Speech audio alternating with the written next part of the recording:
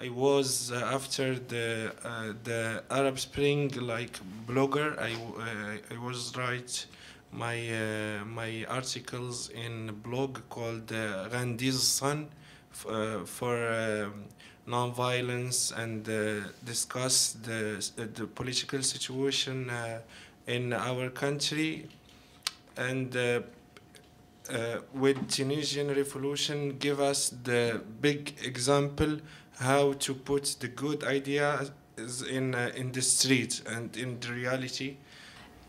It is worth noting that this constitutional reform that took place in Morocco in 2000 is historic in the sense that it is the first time that a constitutional reform took place in Morocco under street pressure. It's also worth mentioning that while many people now argue about whether the movement still has the same momentum that it has in 2011 when it started, etc., but it is definitely a new generation of activists and a new way of activism have taken place in the country, and I will leave it at that, and I will invite first Nadir to give us his impressions and his remarks.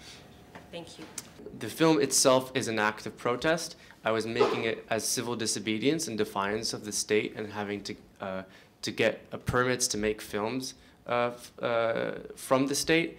And I was actually protesting when I was filming. All the shots at the protests were me inside the protest. It wasn't me outside. The shots from outside were taken by other people. The other thing that's noteworthy about the film is that a lot of the footage came from people on YouTube. I wasn't the only one recording these things. It was average people with their cell phones, with their cameras that were recording these things. So it was done, the film is done from a citizen's perspective, multiple citizens participating. It's a sort of collaborative filmmaking, and I wouldn't have been able to make it without all these people using their cameras, using their cell phones to make this happen. The same thing happened throughout the region at the time.